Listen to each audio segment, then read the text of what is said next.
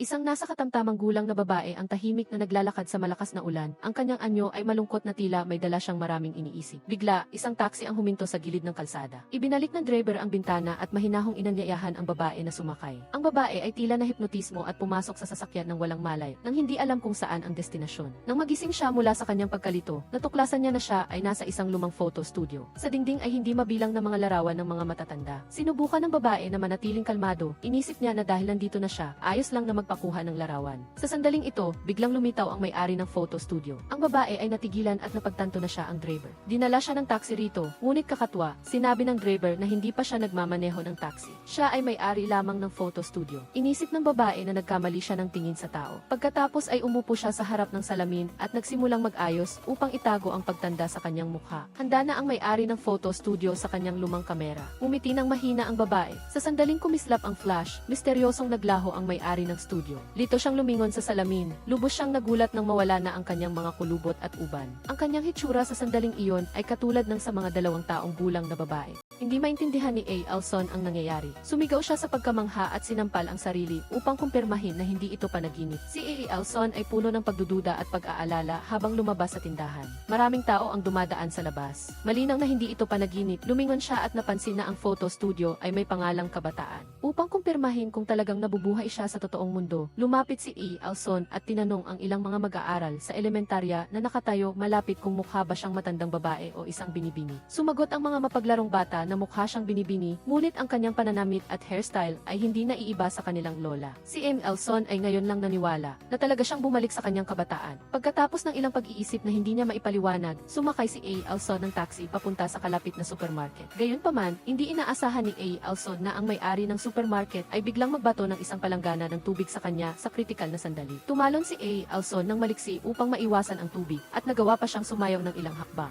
Natuklasan niyang hindi na masakit ang kanyang likod at hindi na pagod ang kanyang mga paa. Ang nabasa ng tubig ay hindi siya, kundi ang anak ng kanyang matandang kaibigan. Kalmado si A. Alson, tumayo sa harap ng salamin sa bangketa. Pagkatapos ay sinubukan niya ang isang twisting motion. Naramdaman ni A. Alson na ang kanyang katawan ay nakakagulat na nababanat at ang kanyang balat ay makinis. Kahit hindi niya alam kung ano ang nangyayari, nagpa siya si A. Alson na ituring ito bilang regalo mula sa Diyos. Pagkatapos ng isang umaga ng pag-iisip, nagsimulang kumalam ang kanyang tiyan. Kaya, nagpa siya si A. Alson na pumasok sa kalapit na kainan. Ang kainan na ito ay pag-aari pa niya noong ilang araw pa lamang. Ngunit dahil hindi kayang pamahalaan ng kanyang manugang, napilitan siyang isuko ang tindahan sa isang magkapatid. Pagdating sa kainan, umupo si A. Alson. Sinuri niya ang mga pamilyar na pagkain sa mesa. Pagkatapos ay tinikman ni A. Alson ang inihain na sabaw kanin. Nagsimula siyang pumuna sa pagkain ng napakahigpit. Pagkatapos ay inulit niya ang mga resipe ng pagkain sa magkapatid na may-ari. Hiniling ni A. Alson na ibalik nila ang dating lasa. Pagkatapos kumain ng busog, si A. Alson ay naglakad ng paika-ika sa kalye. Sa mismong sandaling iyon, dumaan ang anak niyang si Jisoo at hindi siya nakilala bilang ina niya. Si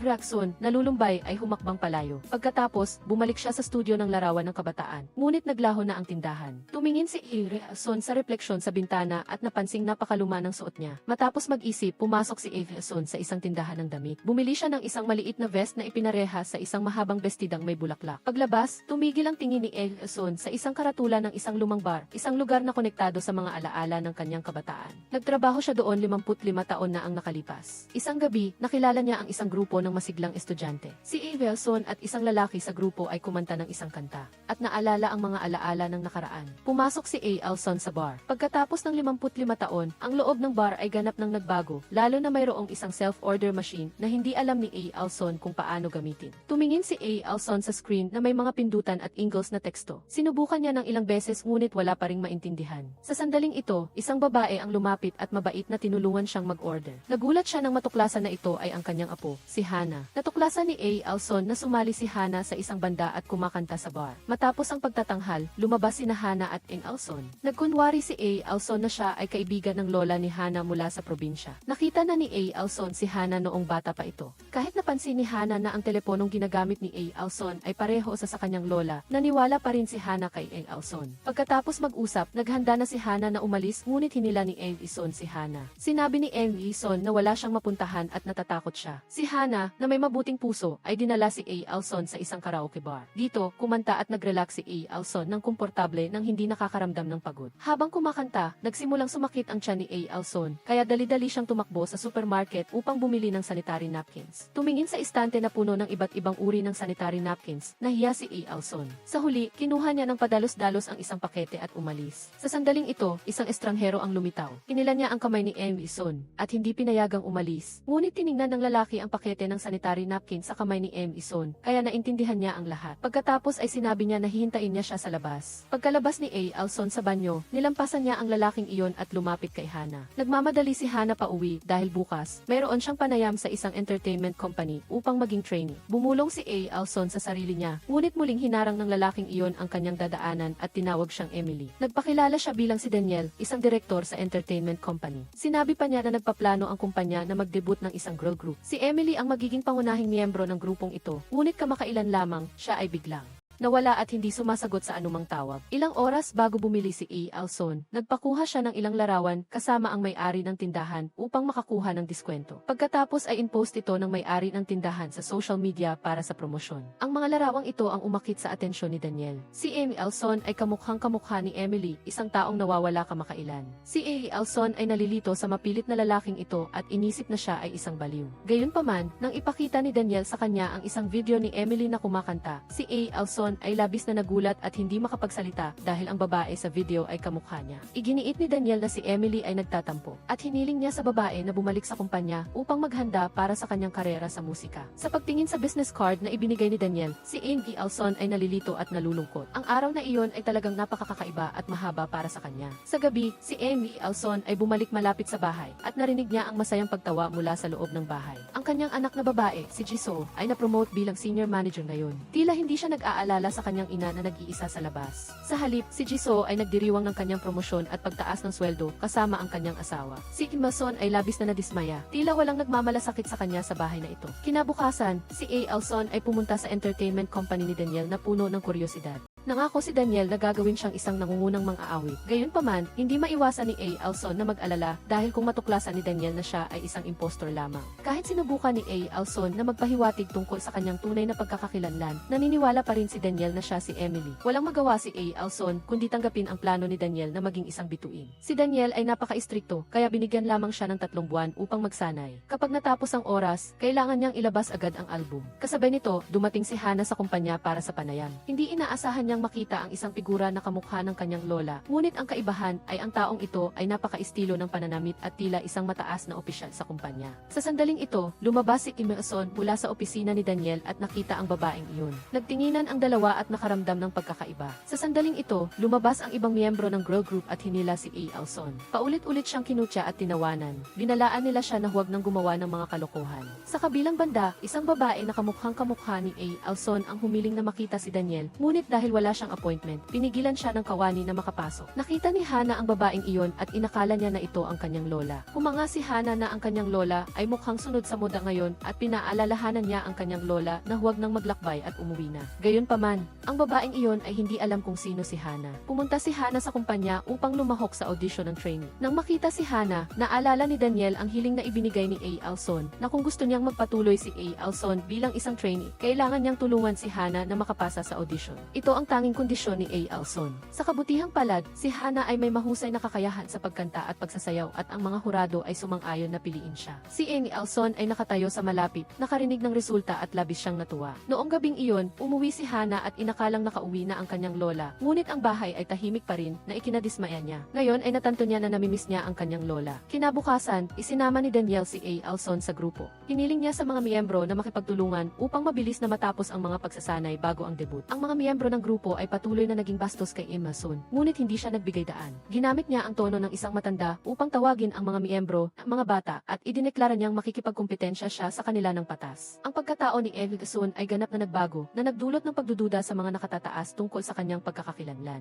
Gayunpaman, nanatiling matatag si Daniel na ang boses ni Emily ang nagpapatunay ng kanyang pagkakakilanlan. Nang gabing iyon, pinigil ni Daniel si A. Alson at dinala siya upang kumain ng hotpot. Ginamit niya ang isang serye ng mga tanong sa Ingles upang usisain si A. Alson. Gusto niyang malaman kung bakit bigla siyang nagbago. Gayunpaman, hindi naintindihan ni A. Alson ang sinasabi ni Daniel. Tiningnan pa nga ni A. Alson si Daniel na parang apo niya. Inabot ni A. Alson ang isang sili at pinayuhan siyang mag-ingat para mabuhay sa mahirap na mundong ito. Pinaalalahanan din niya si Daniel na kumain muna bago uminom ng alak. Pagkatapos ng pagpapayo, tiningnan niya ang mukha ni Daniel at naisip, sino kaya ang apo ng lalaking ito? Ang gwapo niya. Inabot ni Daniel kay A. Alson ang kontrata ng trainee at hiniling na pirmahan niya ito. Nang makapirma si A. Alson, huminga ng maluwag si Daniel at nagsali ng alak para sa kanya. Ngunit patuloy na inabot ni A. Alson ang sili kay Daniel na parang matanda. Hindi siya tumigil sa pagpapaalala na pangalagaan ang kalusugan. Kailangan kumain muna bago uminom ng alak. Kinabukasan, paggising niya mula sa dormitoryo, napagtanto ni A. Alson na nagsimula na ang kanyang landas bilang isang trainee. Para mapanatili ang figura, ang almusal ng mga trainees ay puro salad lang.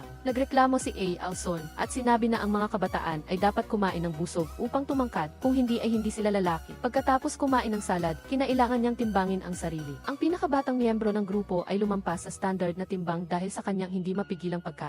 Hiniling ng babaeng namamahala sa pamamahala na tumakbo siya ng isa pang oras sa treadmill. Sa narinig, muling nagreklamo si Amy Ison na parang matandang babae. Hindi niya maintindihan kung bakit napakahigpit ng mga kabataan sa kanilang sarili. Susunod ay ang opisyal na bahagi ng pagsasanay. Dahil si Amy Ison ay isang taong ganap na hindi marunong sumayaw, mali ang lahat ng kanyang sayaw at hindi siya makasabay sa ritmo. Nagpatawa ito sa mga miyembro ng grupo. Ayaw ni Daniel na maging katatawanan si Emily, kaya hiniling niya sa guro ng sayaw na panatilihin si A. Alson at bigyan siya ng pribadong isa sa isang pagsasanay. Tiningnan ni Amy Ison ang video kung saan sumasayaw siya kasama ang mga miyembro at sinubukang sumayaw. Ang eksenang ito ay hindi na matiis ng mga nakatataas ng kumpanya. Dinala nila siya sa isang hair salon upang palitan ang kanyang hairstyle. Pagkatapos ng ilang pag-ayos ng buhok, ang kanyang probinsyanong hairstyle ay ginawang may bangs at bon. Ginawa nitong mukhang bata si Amy Ison. Tiningnan niya ang salamin at hindi makapaniwala sa kanyang nakita. Hindi niya inaasahan na ang magandang babae sa salamin ay siya mismo. Sa nakitang pagbabago, nasiyahan si Daniel. Hindi na nag-aalala si Amy Ison.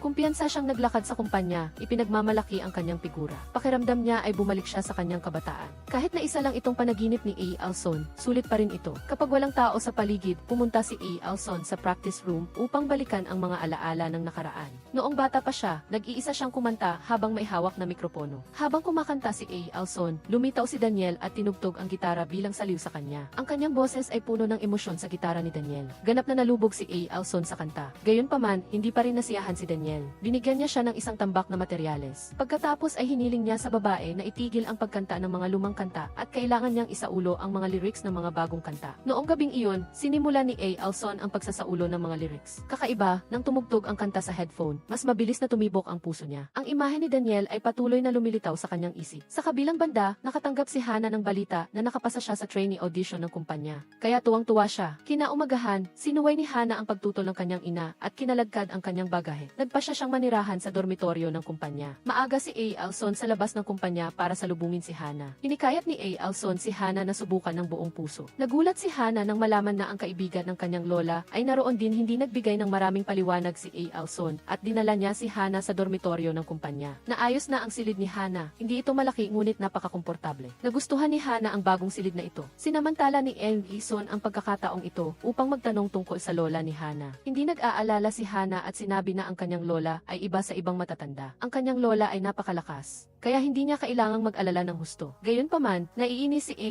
Ison at tinanong si Hana kung bakit hindi niya sinubukang hanapin ang kanyang lola. Nagalit si A.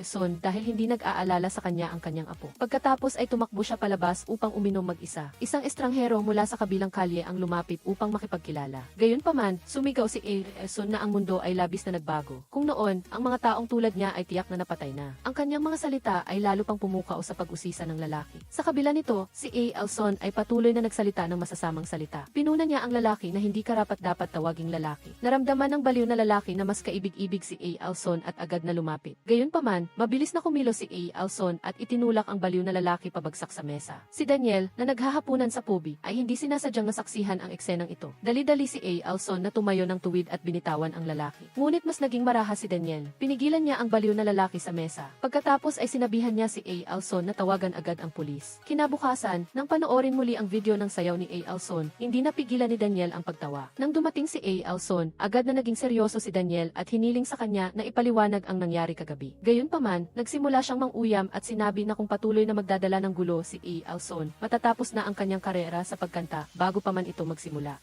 At bilang resulta, mamamatay ang buong grupo ng magkasama. Nagmadaling humingi ng paumanhin si Alson. Pagkatapos ay nangako siya na hindi na siya magkakamali. Ang nakakagulat ay si Daniel, na karaniwang napakahigpit, ay madaling pinalampas siya sa pagkakataong ito. Dinala niya siya upang makilala ang isang leader. Nang makita nila ang leader, labis na nagulat si Alson dahil ang leader ay si Junsim, isang matandang kaibigan na matagal nang may alitan kay Alson. 55 taon na ang nakalipas sa isang bar. Nakilala ni Alson ang isang lalaki. Hinangaan ng lalaki ang kanyang boses, kaya pinuri siya nito sa harap ng lahat. Nakalulungkot, namatay ang lalaki na ito di nagtagal pagkatapos. Sa libing ng lalaki, ibinigay ng mga kamag-anak ng lalaki kay Ems. Soon ang isang aklat ng musika na sinulat niya mismo. Umaasa siyang kakantahin niya ang mga kantang iyon. Gayunpaman, hindi naintindihan ni Alson ang teorya ng musika at lumitaw si Junsim. Kinuha ni Junsim ang aklat ng musika at nangako na i-record niya ito at ipadala kay Alson. Pagkatapos, itinago ni Junsim ang mga kanta at ginamit niya ang mga ito upang paunlarin ang kanyang karera sa pagkanta. Hindi nakilala ni Junsim si Mason. Sinabi lang ni Junsim kay Daniel na si Emily ay kamukha ng isang taong kilala niya noong nakaraan. Nalaman ni Mason mula kay Daniel na kung magtagumpay si Emily at makatapak sa internasyonal na entablado, ang karera ni Junsim ay aabot sa tugatog at magiging mas perpekto. Nalilito si Mason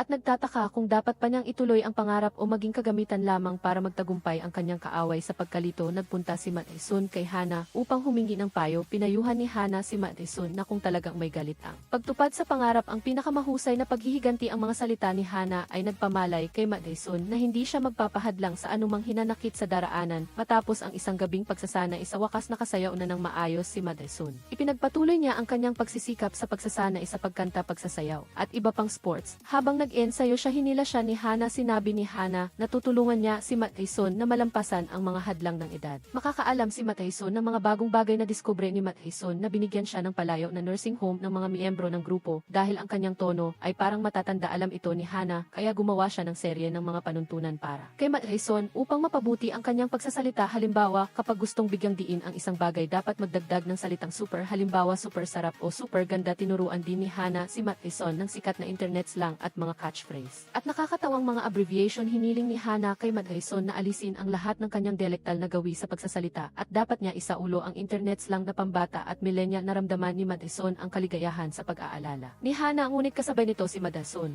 Nakita rin niya na patuloy siyang kinukumutan ng panganib nang naglabas ang mga miyembro ng girl group ng isang pakete ng gamot at sinabi nilang iyon ay kay Emily na naglalaman ng antidepressant at sedative. Naghinala sila na ang kakayahan ni Emily sa pag-awit at pagsayaw ay dahil sa epekto ng gamot. Hindi sang-ayon si Mason sa ideyang ito. Naniniwala siya na kung kailangan niyang uminom ng gamot, dapat siyang alalahanin at tulungan ng mga miyembro at hindi samantalahin ang pagkakataon para atakehin. Nagbabala si Mason sa mga miyembro na kung patuloy nilang lalabagin ang kanyang mga gamit, makikipaglaban siya. Hanggang sa huli ng gabing iyon, nanood si Mason ng video ng boy group na sumasayaw siya. Nagulat nang matuklasan na ang taong nakatayo sa sentro ay si Daniel. Sinabi ni Hana kay Mason na si Daniel ay dating pangunahing miyembro ng isang legendary na boy group noon. Isang sasaing fan ng grupo ang sumunod at nanggulo sa kanila. Na tawagan ng mga miyembro ang pulisya. Si Daniel ang nagpresenta na umako ng kasalanan. Sinabi niyang iyon ay kasintahan niya. Ang pangyayaring ito ay nagpababa sa grupo at kalaunan ay humantong sa pagkakawatak-watak. Matapos umalis si Daniel sa grupo, lumipat siya sa pagiging music producer. Ngayon, sa tuwing nakakatanggap si Daniel ng mensahe mula sa isa pang sasaing fan, sobra siyang natatakot. Habang nag-aalala si Daniel tungkol sa sitwasyong ito, nakita niya si Mason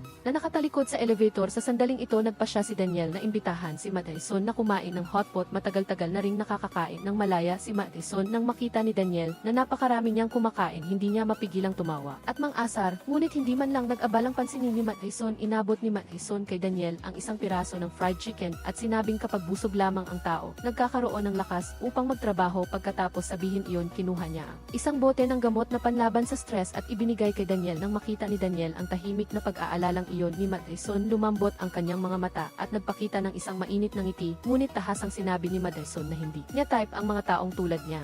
60 taong gulang dapat bago matawag na tunay na lalaki. Muntik nang mabulunan si Daniel sa iniinom at napaubo. Tinitigan niya si Mason na hindi makapaniwala sa kanyang mga mata. Kinabukasan ng panoorin ng mga guro ang video tungkol sa pagsasanay ng girl group, napansin nilang lahat ang mabilis na pag-unlad ni Mason na maaari na siyang makipag-ugnayan sa ibang mga miyembro. Gayunpaman, nag-usap din ang mga guro tungkol sa posibleng paggamit ni Mason ng gamot. Agad na ipinagtanggol ni Daniel si Mason. Sinabi niya na hindi dapat husgahan ng mga guro ang mga mag-aaral sa ganoong paraan. Sa sandaling ito, sumali si Hana sa grupo ni Madison at naging bagong miyembro, pinapabilis ng kumpanya ang takbo at hiniling nila sa girl group. Natapusin ang kanta upang madebut sa lalong madaling panahon. Kasabay ng pagtatasa sa skill level ng 6 na miyembro, ang sinumang hindi qualified ay aalisin sa grupo. Bukod sa pagsasanay ni Madison para sa album debut, nagpapagala-gala pa rin siya malapit sa bahay at natuklasan niyang walang pumupunta sa store na inilipat niya. Ibinunyag ng may-ari ng kalapit na supermarket na may tsismis na ang store ay nagdagdag ng gatas at cream sa soap. Ang kwentong ito ay kumalat online na nagdulot ng unti-unting pagbaba sa benta. Sa kanilang pag-uusap, nagpahayag din ang may-ari ng pag-aalala tungkol sa pag-alis ni Madison sa bahay. Pagkarinig nito, si Madison ay labis na naantig sa sandaling ito. Isang matandang lalaki na nakasuot ng maayos na suit ang dumating upang hanapin ang may-ari ng supermarket. Kinilala ni Madison ang taong ito. Siya ay dati niyang customer ng store. Palagi siyang gumagamit ng matatamis na salita sa mga babae. Ngayon, nakita ni Madison ang babaero na sinusubukang makipagkilala sa may-ari ng supermarket, kaya mabilis niyang hinila ang may-ari sa isang tabi. Sinabi ni Madison na nakikita niya ang tunay na kulay ng taong ito at pinayuhan ang may-ari ng supermarket na lumayo sa kanya. Pagkaalis sa supermarket, nagpunta si Madison sa sauna sa harap ng mga matatandang babae. Nagsimula si Madison sa pamamagitan ng paggawa ng mga stretching exercise na nagpahanga sa mga matatanda sa paligid. Samantala, hindi sinasadyang narinig ni Madison ang mga matatandang babae na nag-uusap at nalaman niyang naghahanap ng bahay ang kanyang anak na babae.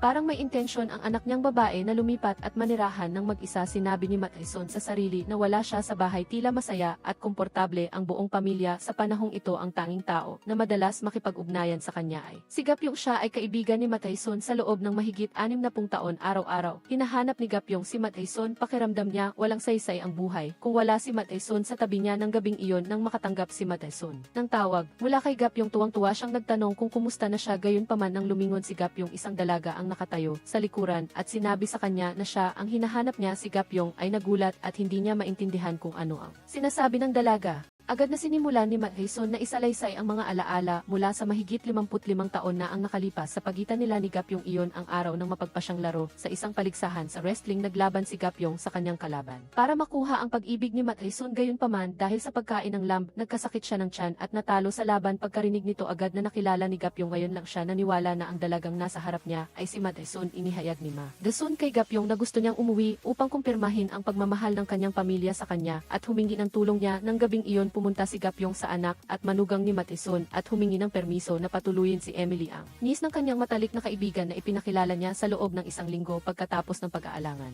Pumayag si Jae-suk upang hindi mabunyag ang pagkakakilanlan ni Madison. Binigyan ni Gapyong si Madison ng bagong telepono. Pinayuhan niya itong tandaan na huwag magsalita ng mga pangungusap na madaling matuklasan ng iba. Kinabukasan, sa ilalim ng gabay ni Gapyong, bumalik si Madison sa kanyang bahay. Biglang nakita ni Madison ang isang babae sa bakuran. Ang babaeng ito ay eksaktong kamukha ni Madison. Lumabas na noong una nakita ni Hana ang babaeng ito sa kumpanya at inakala niyang ito ang kanyang lola. Tinulungan siya ni Hana na tumawag ng taxi at sinabihan ang driver na ihatid siya sa kanyang bahay. Ngayon, nagkaharap na ang bata at matandang Madison upang maiwasan na makilala ng pamilya. Mabilis na hinila ni Madison ang babae sa isang tabi at tinanong kung sino siya. Nagulat si Madison nang tawagin siyang ate ng babae matapos makilala na ang babaeng ito ay ang kanyang kapatid na babae. Malamig siyang itinulak ni Madison at hindi maintindihan kung bakit nagpapanggap ang kapatid niya. Walang sinuman dito ang sumalubong sa babae. Napagtanto ni Madison na nagbago siya sa isang bata at nagtaka kung paanong nakilala siya ng kanyang kapatid na babae sa ganitong anyo. Nang aaminin na sana ng kapatid na babae ang katotohanan, tumawag ang taong nag-iniksyon sa kanila dalawa at pinagalitan ang kapatid dahil sa paglabag sa mga patakaran. Matapos paalalahanan ang kapatid na babae, mabilis na umalis ang driver na iyon ang nagdala ng pagkabata kay Madison. Dahil sa paglabas ni Madison, hindi humingi ng pahintulot si Madison, kaya huli siya. Ngayon, patuloy na tumawag si Daniel kay Madison, ngunit hindi siya sumasagot. Kahapon, nagdeklara ng mayabang si Madison na aalis siya sa dorm sa loob ng 10 araw para ayusin ang ilang personal na bagay, ngunit tiniyak niya na hindi ito makakaapekto sa debut schedule ng grupo. Gayunpaman, nilabag ni Madison ang kanyang pangako sa pamamagitan ng hayagang pagkahuli. Ang coach na namamahala sa debut ng grupo ay nagbigay ng kahilingan na hindi dapat sumali si Madison sa anumang training session sa loob ng 1 linggo dahil nilabag niya ang regulasyon. Sinubukan ni Daniel na puntahan ang coach para humingi ng tawad para kay Madison, ngunit ang coach ay napakahigpit at nagpasya siyang hindi na niya palalayain pa si Matt Ison. Pagkatapos ng training dinala ni Daniel si Matt Ison. Sa isang party ngayon si Jun Sim ang magpapakain sa grupo nang makita niya ulit ang chairman na. Nagnakaw ng kanta ni Matt Ison, agad na nag-ekis ng mga braso si Matt Ison sa harap ng kanyang dibdib. Hindi niya itinago ang kanyang mukhang hindi nasisiyahan at mapang-uyam na saloobin. Hayagang sinabi ni Matt Ison na sa mundong ito may mga tao nagtatagumpay sa pamamagitan lamang ng pagtapak sa iba. Pagkatapos nito, kusa siyang nagbuhos ng alak para kay Jun Sim. Tinanong ni Matt Ison kung talagang masaya si Jun Sim sa ganitong buhay. Naramdaman ni Jun Sim ang labis na pagkahiya si Matt Ison. Mabilis na ipinaliwanag na nagtataka lamang siya sa glamorous na buhay ni Jun Sim. Nagsimulang magsismisan ang mga tao sa paligid at walang sinuman ang nagkagusto kay Matt Ison. Sa ganoong kawalang galang na pag-ugali hinila ni Daniel si Matt Ison sa labas at pinagalitan siya dahil sa kakulangan sa etikete. Walang pakialam na humingi ng tawad si Matt Ison at nangakong mag-ingat sa susunod. Pagkatapos tumakbo ulit siya para mag-practice na parang walang nangyari. Pagkatapos ng party tinawag ni Jun Sim si Daniel para kausapin ng pribado. Sinubukan ni Daniel na ipagtanggol si Matt Ison, ngunit naniniwala si Jun Sim na sinasadya siyang galitin ni Matt Ison. Pagkatapos hiniling niya kay Daniel na huwag nang makialam pa kay Matt Ison, mas mabuti kung hayaan na lang niya si Matt Ison na umalis sa grupo. Ng gabing iyon si Matt Ison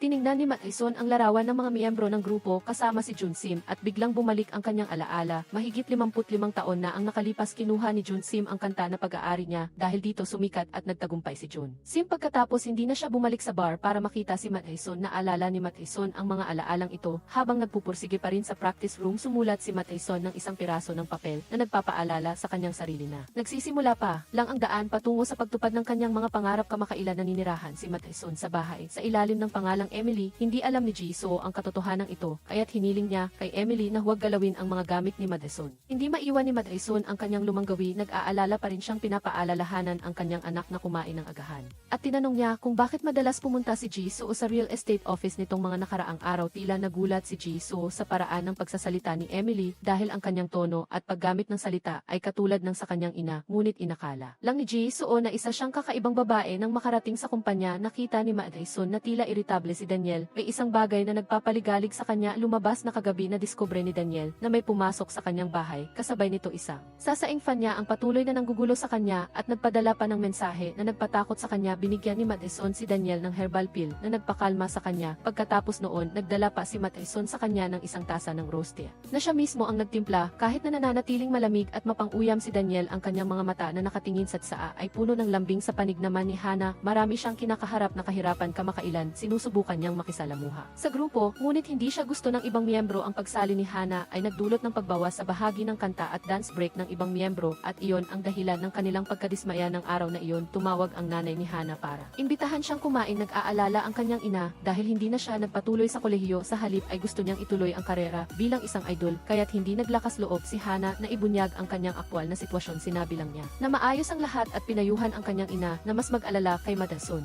Sa katigasan ng ulo ni Hana, walang magawa si Jisoo. Kasabay nito, hiniling ni Daniel kay Matt Ison na pumunta sa recording studio. Gusto niyang suriin ang kakayahan ni Matt Ison sa pag-awit. Kamakailan nang magsimulang kumanta si Matt Ison, nakahinga nang maluwag si Daniel dahil maayos pa rin ang boses, ngunit pagdating sa chorus may narinig si Daniel na kakaibang tunog ng harmony na hindi katulad ng boses ni Emily. Agad na sinimulan ni Matt Ison na sabihin na may multo sa studio at may multong nakasakay sa likod ni Daniel, kasabay ng pagkurap ng ilaw sa room na nagdulot ng agarang takot kay Daniel. Ngunit pagkatapos agad na tumawa ng malakas si Matt Ison at sinabing walang multo at lahat ay biro lamang. Ng gabing iyon si Matt Ison natatawang naaalala ang tagpo kung saan natakot si Daniel. Sa sandaling ito, dumating si Gapyong at inanyayahan siyang kumain ng karne. Kumain ng maluwag si Matt Ison at labis siyang natuwa sa sinseridad ni Gapyong. Pagkatapos kumain, naglakad si Matt Ison kasama si Gapyong sa kanilang pag-uusap. Na pagtanto ni Matt Ison na ang kasalukuyang henerasyon ay hindi lamang marunong magreklamo kundi matalino at matatag din. Habang naglalakad sa kalye, pumili si Matt Ison ng isang baukwet ng bulaklak at pinabili niya ito kay Gapyong. Hindi inaasahan na may kumuha ng litrato ng dalawa. Habang nagbibiruan, kinabukasan huli na naman si Matt Ison sa training. Pagkatapos ng training, pinagalitan ni Matt Ison ang isang miyembro dahil sinadya nitong sabihin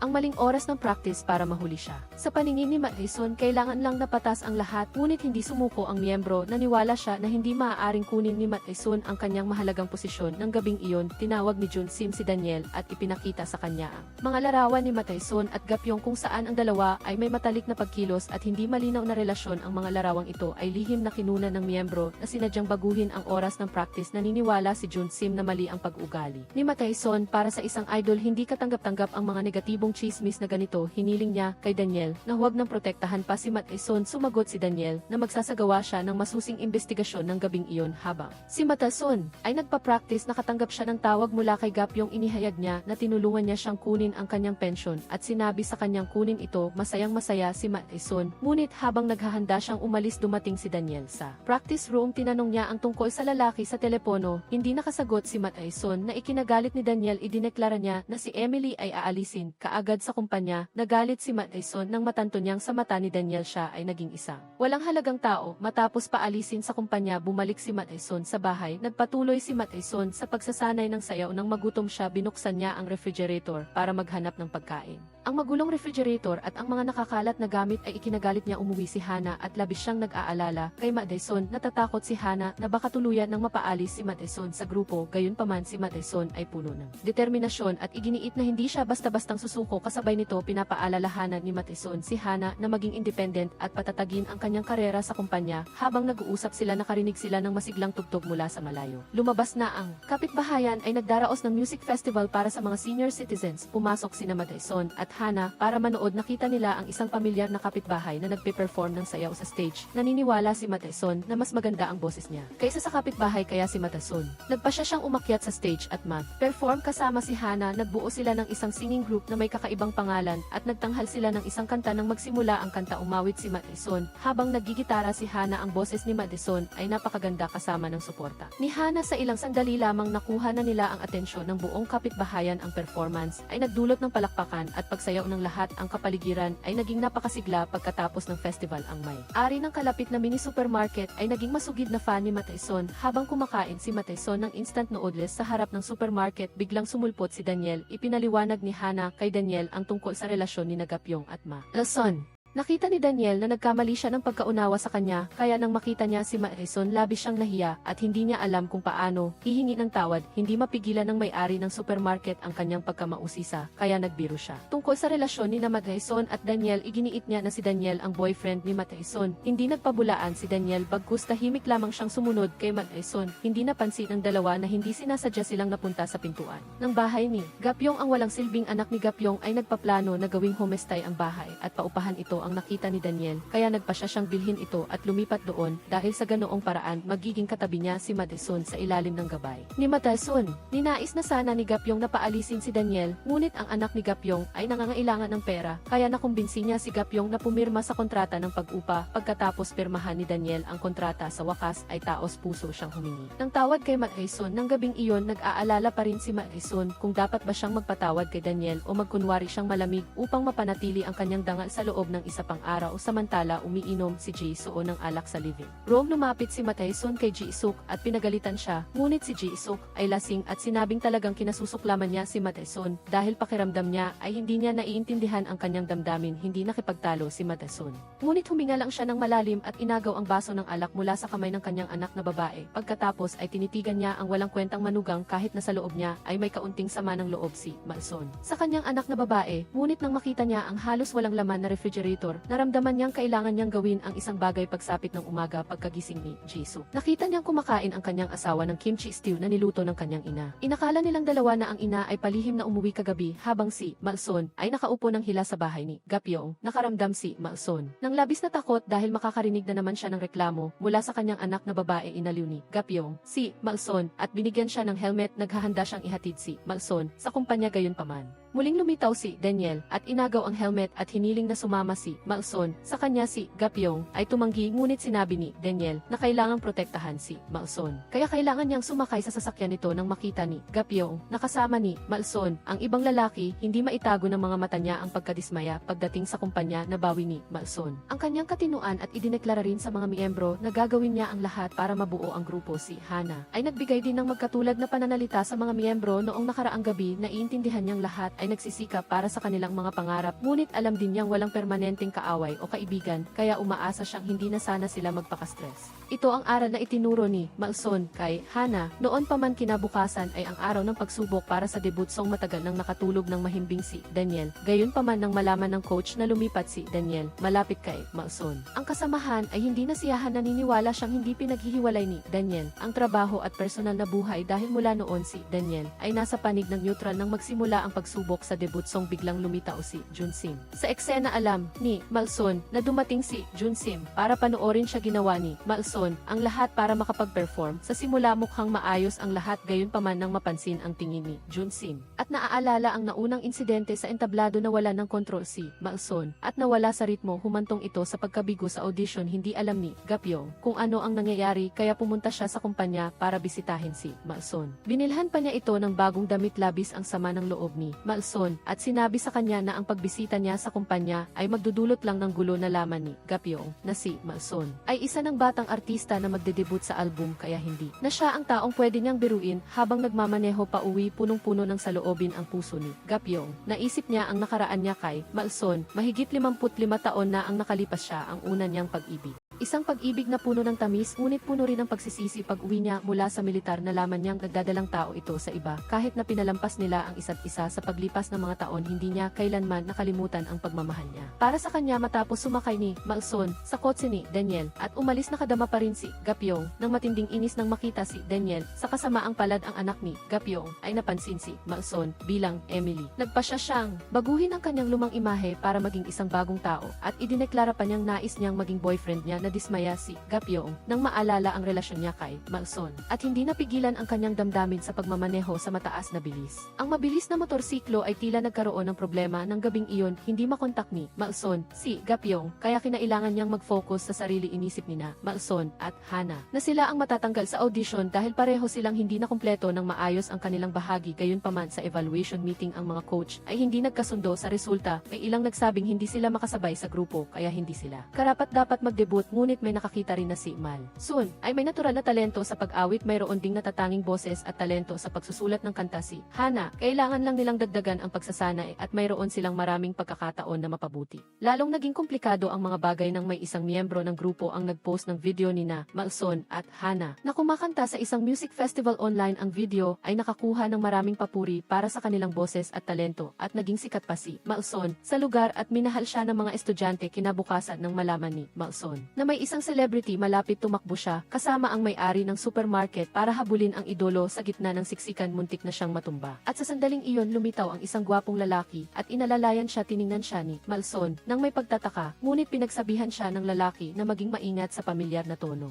Pinuri rin niya ang kagandahan ng damit na suot niya nang makita ang damit na binili ni Gapyong para sa kanya. Biglang naisip ni Malson na baka ito na si Gapyong at tama nga siya, ang lalaki ay matagal ng kaibigan ni Malson. Para patunayan ito, nagkwento siya ng maraming lumang kwento na siya lang ang nakakaalam tungkol kay Malson. Sa huli, naniwala si Malson at nagtanong kung nakilala rin niya ang kakaibang taxi driver. Si Gapyong ay matalinong hindi sumagot sa tanong na ito at nangako lang na magsasabi pa sa susunod. Nagkwento rin siya tungkol sa kanyang career sa palakasan. Noong sumali siya sa wrestling competition, tinalo niya ang kanyang kalaban sa maikling panahon. Sa katunayan, mahigit 55 taon na ang nakalipas. Sumali siya sa isang wrestling match para manalo ang pag-ibig ni Malson at siya ang nanalo, samantala ang nakababatang kapatid na babae ni Malson ay tumira sa bahay nito. Nagkunwari siyang si Malson at nagsinungaling sa anak at manugang ni Malson na siya nga si Malson. Naramdaman ng anak ni Malson na may kakaiba dahil ang kanyang ina ay biglang naging sunod sa uso, nagsasalita rin ng Seoul accent at paminsan-minsan ay gumagamit ng English. Gayon pa man, ipinaliwanag ng nakababatang kapatid na babae ni Malson na inaayos lang niya ang kanyang damdamin at hindi na siya makikialam sa buhay ng kanyang anak. Kailangan ding bawasan ni na Jisoo at ng kanyang asawa ang labis na pag-asa sa kanya. Ito ang nagparamdam kay Jisoo na maaari siyang makipag-usap ng pantay sa kanyang ina. Ang kapatid na babae ni Malson ay nanatili sa kwarto ni Malson. Nang malaman ito, pumunta si Malson para tanungin ang kanyang kapatid na babae kung bakit siya nagpapanggap hiniling ni Malson sa kanyang kapatid na babae na tumigil dahil matagal na silang parang estranghero. Gayunpaman, ang kapatid na babae ni Malson ay walang planong huminto at sinabi niyang mananatili siya para mas maunawaan ang buhay ni Malson at para matamasa ni Malson ang kanyang bagong kabataan. Naramdaman ni Malson na walang magawa. Hindi rin niya masabi sa kanyang anak anak na babae at manugang na siya ang kanilang ina. Pagkatapos nito ang kapatid na babae ni Malson ay nagsimulang maghalongkat sa photo album at nakita niya ang mga larawan niya at ni Malson. Natanto niyang hindi pa siya nakalimutan ng kanyang ate. Pagkatapos nito ang kapatid na babae ni Malson. Sinimulan ni Malson na subukang bumuo ng relasyon sa kanyang manugang at hiniling niya itong tulungan siyang makipagkasundo sa kanyang anak na babae. Isang beses na pumunta ang kapatid na babae ni Malson sa restaurant. Ang mga tao sa paligid ay nag-uusap tungkol sa pagkawala ni Gapyong. Nagkakalat sila ng chismis na tumakas sila ni Malson. Napansin ng mga kapitbahay ang malapit na relasyon ni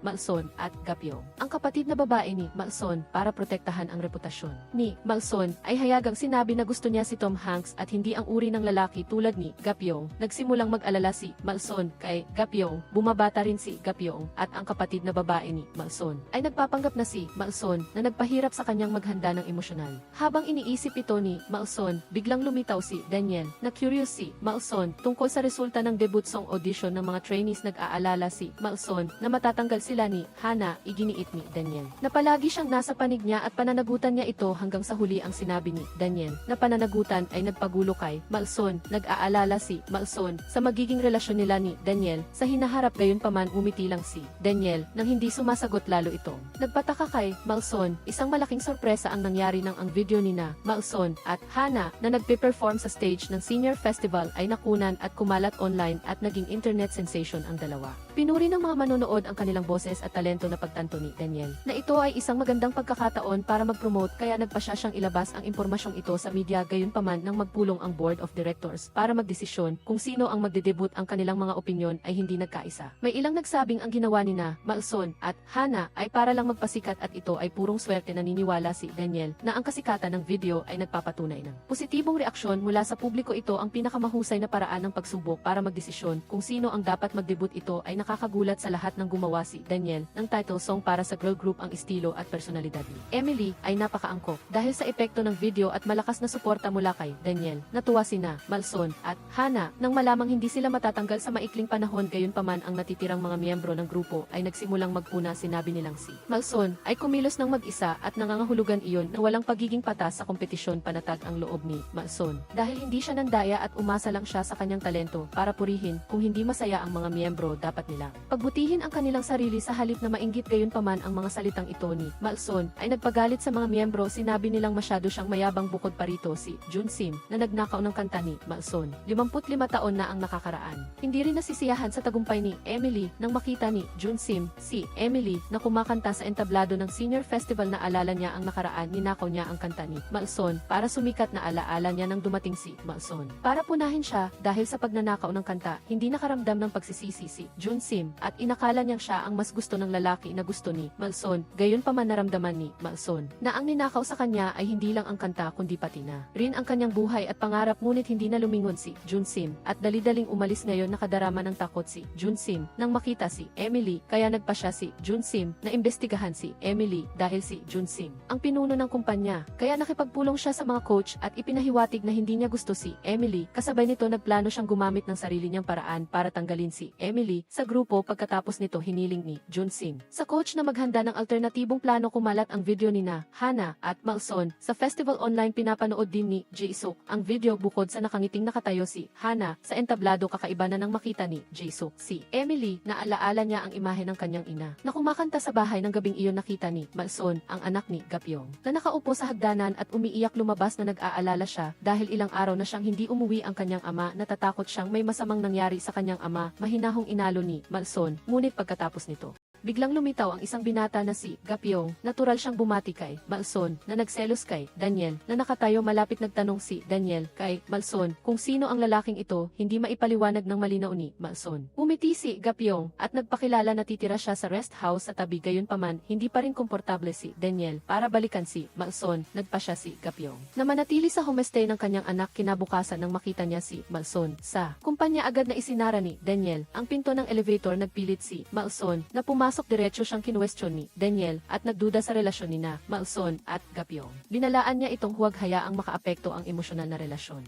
Makaapekto sa trabaho na galit si Malson sa ugali ni Daniel. Sa sandaling ito hinanap ng instructor si Malson para kausapin ng pribado dahil plano ni Junsim na paalisin si Malson sa kumpanya kaya pinayuhan ng instructor si Malson na mabilis na lumipat sa dormitoryo ng kumpanya sa halip na magdulot ng chismis tungkol sa pag-ibig sa labas lalo na kay Daniel. Pinayuhan din ng instructor si Malson na maging maingat sa kanyang mga kilos samantala pumunta si Gapyong sa shopping center para bumili ng regalo para kay Malson. Sinabi niya sa sales clerk na iyon ay regalo para sa kanyang nobya ng gabing iyon nang makita ni Malson si Gapyong na naglalakad sa kalye nag-alala siya. Dahil sa takot na magkaroon ng chismis tungkol sa relasyon nilang dalawa sa sandaling ito bumalik si Daniel sa rest house at hindi sinasadyang nasaksihan niya sina Gapyong at Malson na nagkukulitan na galit siya at hiniling kay Gapyong na lumayo kay Malson. Gayunpaman hindi nagpatalo si Gapyong. Idineklara niyang patuloy siyang magsisikap na bawiin ang pag-ibig ni Malson nang makita ni Malson ang dalawang lalaki na magbabanggaan dahil sa kanya dali-dali siyang namagitan. At ipinaliwanag na si Gapyong ay kaibigan lang niya mula pagkabata umaasa si Malson na hindi magkakamali si Daniel. Kinabukasan hinatid ni Daniel si Malson sa kumpanya sa kotse mukhang pagod si Malson kaya nagpatugtog si Daniel ng kanta na kinanta niya noong siya ay isang mang-aawit pa.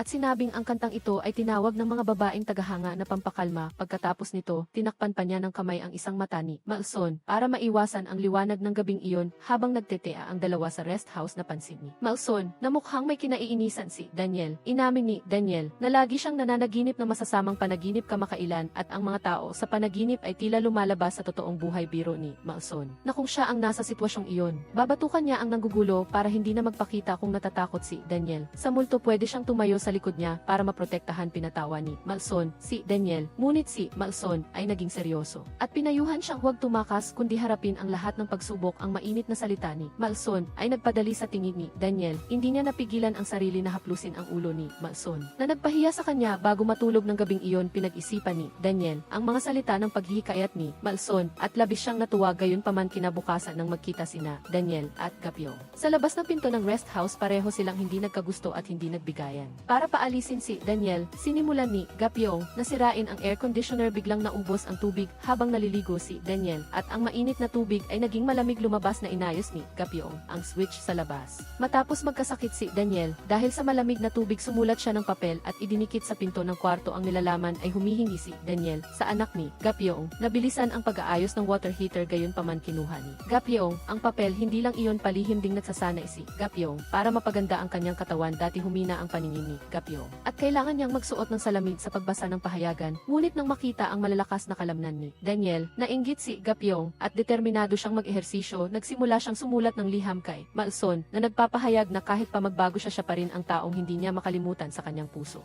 Bukod pa rito, napansin din siya ng isang istasyon ng telebisyon at pumirma siya ng kontrata para maging isang idolo. Bago pumirma sa kontrata, nagtanong si Gapyong sa istasyon ng telebisyon kung ipinagbabawal ang pag-ibig. Sumagot ang kabilang panig na pwedeng umibig, ngunit kailangang panatilihing lihim at iwasan ang pagiging lantad. Sa huli pumirma si Gapyong ng kontrata at sinimulan ang kanyang bagong career. Si Malson ay nasa landas din para tapusin ang kanyang pangarap. Malapit na ang araw ng debut ng girl group. Abala sina Daniel at ang mga miyembro ng kumpanya sa paghahanda para sa debut. Nagsusumikap din sina Malson at ang mga miyembro na magsanay para sa debut habang nagsasanay ng sayaw. Hindi maiwasang isipin ni Malson ang mga aksyon ni Daniel, tulad ng pagtatakip ng araw para sa kanya o ang paghaplos sa kanyang ulo na nagpagulo sa damdamin ni Malson. Gayunpaman, habang nagsasanay ang isang miyembro ng grupo ay biglang nakaramdam ng sakit at nawalan ng malay sa lugar. Ang miyembro ay lubhang napagod at kinailangang isugod sa ospital. Paggising pa lang niya sa kama ng ospital, dali-dali siyang gustong bumalik sa kumpanya para magsanay. Nag-aalala siyang matatanggal kung hindi siya magsisikap ng husto. Hiniling ni Daniel sa kanya na magpahinga at tiniyak niyang walang audition bago mag-debut. Bumisita si Malson pagkatapos at nagdala ng lugaw at sabaw ng isda para sa miyembro. Pagkatapos ay hiniling ni Malson sa nurse na ibigay ito pagkatapos ng ilang araw.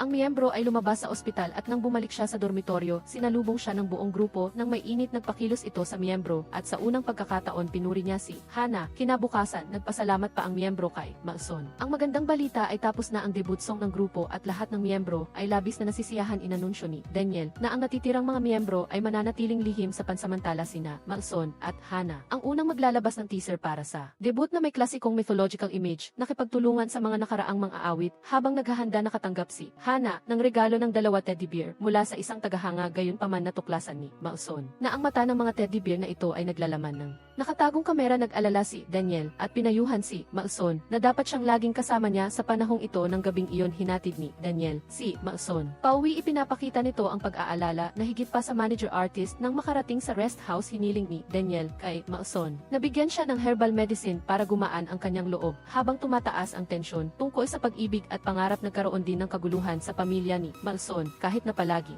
nabubuhay si Malson sa papel ni Emily. Nanatili siyang malamig sa kanyang kapatid na babae. Hiniling ni Malson sa kanyang kapatid na babae na huwag makialam sa kanyang buhay, gayon paman hindi rin makalimutan ni Malson ang nakaraan niya sa kanyang kapatid na babae, lalo na nang maalala ang nangyari mahigit 65 taon na ang nakalipas bago magkasakit ang kanilang ama. Nagkaroon ng relasyon ang kanilang ina sa isang Amerikanong lalaki, kaya sila ay tinukso ng mga bata sa nayon. Kahit na hindi maganda ang pakiramdam ni Malson, kinabukasan, naghanda pa rin siya ng isang masarap na pagkain para sa kanyang kapatid na babae, si Ji-suk at ang asawa nito. Nang makita ang mga pagkain, agad nilang napansin na magkatulad ang mga ito sa mga pagkain na kadalasang niluluto ni Malson. Ito ay nagdulot ng pagdududa sa asawa ni Ji-suk na baka si Emily ay anak sa labas ni Malson. Bago kumain, tinulungan ng kapatid na babae si Malson na magsinungaling na ang lahat ng mga pagkain ito ay lasa ng kanilang probinsya. Kaya alam ng lahat ng miyembro ng pamilya kung paano magluto. Gayon paman habang kumakain, bigla ang sinabi ni Ji-suk kay Malson na plano niyang lumipat. Inisip ni Ji-soo na kailangan niya ng sariling espasyo kasama ang kanyang ina. Kinausap ng kapatid ni Malson si Ji-soo sa tono ni Malson. Si Ji-soo ay malungkot na nagsabi lamang na ang pamumuhay sa ilalim ng isang bubong ay hindi nangangahulugang pamilya. Naramdaman ni Malson na labis siyang nalungkot matapos marinig ito. Pagkatapos si Malson at ang kanyang kapatid na babae ay nag-usap ng pribado, sinabi ng kapatid na babae ni Malson na umaasa siyang makinig si Malson sa kanyang anak ng buong puso at hindi lamang sa tainga. Nang gabing iyon, lihim na sinuri ng asawa ni Ji-suk ang telepono ni Ji-suk at natuklasan niya na madalas siyang pumupunta sa ospital upang bisitahin ang isang tao. Dahil sa kuryosidad, sinundan niya ito sa ospital. Natuklasan niya na ang taong binibisita ng kanyang asawa ay isang matandang lalaki na nasa kritikal na kondisyon sa pag-uusap sa pagitan ni Ji-suk at isang matandang babae. Natuklasan niya na ang taong nakahiga sa kama ng ospital ay ang ama ni Ji-suk. Sinisi ng taong iyon si Malson dahil sa pagiging walang puso. Sa loob ng maraming taon hindi niya pinansin ang matanda. Pagkatapos ay pinayuhan niya si Ji-suk na sabihin kay Malson ang tungkol sa sakit ng kanyang ama. Samantala, isa pang pangyayari ang naganap habang masayang nakikipag-usap si Malson kay Daniel sa rest house. Dumating si Jun Sim. Kamakailan ay palihim na iniimbestigahan ni Jun Sim si Malson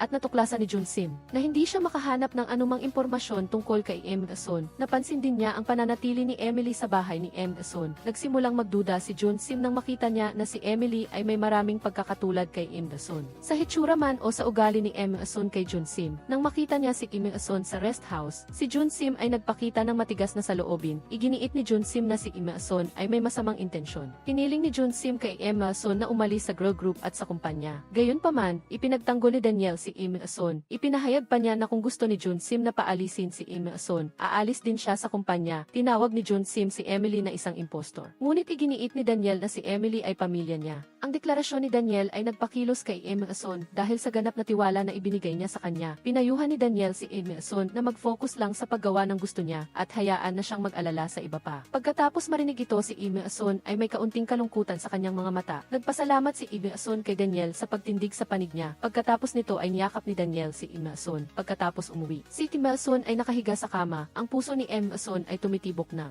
mabilis. Sa sandaling ito si Gapyon ay tumawag at nakipagkita kay Malson. Nang magkita sila, ibinigay ni Gapyon kay Malson ang kontrata na nilagdaan sa istasyon ng telebisyon na may malaking halaga ng lagda na umabot sa 200 milyon won. Nasiyahan si Malson para kay Gapyon, kasabay nito si Malson. Sinabi rin ni Malson na tila nakilala na siya ni Jun Sim. Ngunit hindi alam ni Jun Sim na bumata si Malson. Pinayuhan ni Gapyon si Malson na umalis sa kumpanya. Nag-alala siya na magiging mahirap ang buhay niya. Gayunpaman tumanggi si Malson na umalis sa kumpanya dahil ayaw niyang tumakas. Ngunit gusto niyang patuloy na abutin ang kanyang pangarap. Kamakailan ay medyo maayos din ang karera ni Gapyon. Ang kanyang pagsisimula sa paggawa ng isang programa ay napansin ng istasyon ng telebisyon. Bukod sa kanyang kaakit-akit na hitsura, naging sikat din si Gapyon matapos saktan ang may-ari ng isang kainan dahil hinipo ng may-ari ang isang babaeng waiter. Ang video ng insidente ay mabilis na kumalat na nagpatingkad sa kanyang kasikatan. Kinabukasan muling inanyayahan ni Junsim si Im Yasun na magkita, ngunit sa pagkakataong ito ay para magkabati. Inamin ni Junsim na nagkamali siya sa pag-aakala at nagduda kay Emily na apo ni Im Yasun. Gayunpaman, si Im Yasun ay nainis dahil nagkamali si Junsim sa pagdududa kay Im Yasun. Sa kabila nito, hindi pa rin sumuko si Junsim at nagpatuloy sa pagsubaybay kay Im Yasun. Nais ni Junsim na imbestigahan si Im Yasun ng mas masusing. Naghanap pa si Junsim ng tao na magbabantay kay Daniel, isang die-hard fan ni Daniel ang nagdeklara na gagawa siya ng paraan para alisin si Im Yasun upang hindi na siya makalapit pa kay Daniel. Sa sandaling ito, tinawag ni Daniel si Im Yasun at tinanong kung anong kanta ang pinili niya para i-record. Sa pagkakataong ito si Im Yasun ay nanatiling tahimik at hindi isiniwalat ang kanta, na lalong nagpausisa kay Daniel. Napansin ng katrabaho ni Daniel sa kumpanya na labis siyang nag-aalala kay Emily na lumampas pa sa normal na relasyon sa trabaho. Hindi maipaliwanag ni Daniel ang kanyang damdamin kay Emily, ngunit sinabi niya na sa tabi lamang niya, siya ay nakadarama ng ginhawa at kaligayahan. Kahit sa pinakamaliit na bagay, nagbabala ang katrabaho na ang mga nagtatrabaho sa industriya ng libangan ay walang karapatan na humiling ng pagmamahal. Tulad ng pagtatago niya ng kanyang damdamin para kay Daniel sa lahat ng oras na ito, umaasa siya na mananatili ring matatag si Daniel sa kanyang damdamin. Si Eve Son at Hana ay nagsimulang mag-usap tungkol sa plano para sa muling pag-record ng kanta. Bawat isa ay may sariling kanta na gustong i-cover. Gusto ni Eve Son na awitin muli ang kantang hindi niya makalimutan, isang awitin ni Eve Son mismo, ngunit inagaw ni Junsim. Gusto naman ni Hana na i-cover ang isang kanta ng lalaking mang-aawit na si Tesaha, ang idolo na mahal ng kanyang ina. Minsan, hindi sinasadyang natuklasan ni Hana ang isang album na may pirma ni Tesaha sa drawer ng kanyang ina. Naalala rin ni Hana na kapag nakikinig kay Tesaha, ang kanyang ina ay tahimik na sumasabay sa ritmo. Iyon ang unang pagkakataon na nakita ni Hana ang kanyang ina na kumanta. Naalala ni M. Desod noong high school pa ang kanyang anak na babae. Palaging lihim na nakikinig si Jisoo sa kanta ni Tesaha. Noon ay sumimangot si Im Dason at kinuha ang earphone ng kanyang anak. Hindi pinayagan ni M. Dason ang kanyang anak na gumawa ng anuman maliban sa mag-aral.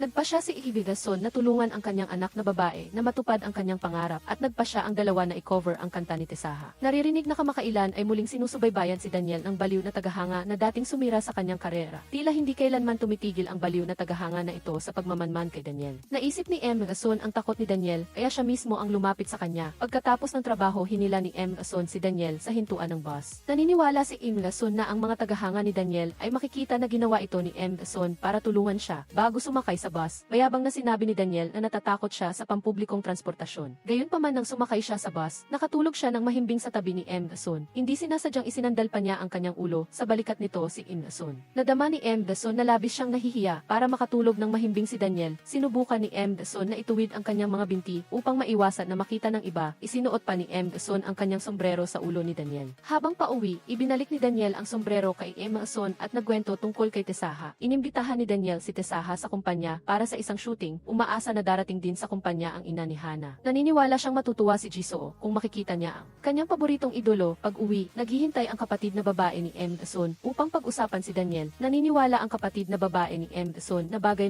silang dalawa. Umaasa ang kapatid na babae ni M. Dason na masisiyahan si M. Dason sa pag-ibig ng komportable dahil iyon ang tunay na malayang kabataan. Kinabukasan sa almusal, si Im Dason. Sinasadya ni M. Dason na banggitin ang kanta ni Tesaha sa harap ni Jisoo. Hindi inaasahan, kumpara sa paghanga sa idolo, mas naaalala ni Jisoo ang pagiging istrikto ng kanyang ina noon dahil sa kanyang ina. Tinalikuran ni Jisoo ang lahat ng kanyang personal na libangan. Hinabo ni M. Dason at umaasa na pupunta si Jisoo sa kumpanya para makita si Tesaha. Sinabi naman ni Jisoo na hindi na siya ang inosenteng dalaga noong high school. Agad na sumagot si Im Dason kahit hindi na naaalala ni Jisoo ang kanyang kabataan, dapat pa rin siyang pumunta sa kumpanya para tingnan si Hana upang kumpirmahin mismo ni Jisoo kung nasa tamang landas si Hana sa pag-abot ng kanyang pangarap dahil posibleng pumunta si Jisoo. Si Hana ay napakasipag sa paglikha at pag-ensayo ng kanta. Umaasa si Hana na makakuha ng pagkilala mula sa kanyang ina. Pagkaraan ng ilang sandali dumating si Tesaha sa kumpanya para mag-shooting. Dahil sa mga salita ni M. Dason, nagbago ang isip ni Jisoo at nagdesisyong pumunta sa kumpanya. Nang makita si Jisoo na dumating, labis na natuwa si Hana. Sa shooting, sa pakikipagtulungan ni Tesaha sa orihinal na kanta, ang pagtatanghal ni M. Dason at Hana ay naging perpekto. Nakita ni Jisoo ang kanyang idolo noong siya ay bata pa at ang kanyang anak na babae na. Nagliliwanag sa entablado, sinubukan ni Jisoo na pigilin ang kanyang luha. Pakiramdam niya ay nakikita niya ang kanyang sarili sa kanyang kabataan at ang mga pangarap na dating pinigilan ni M. Dason matapos ang shooting.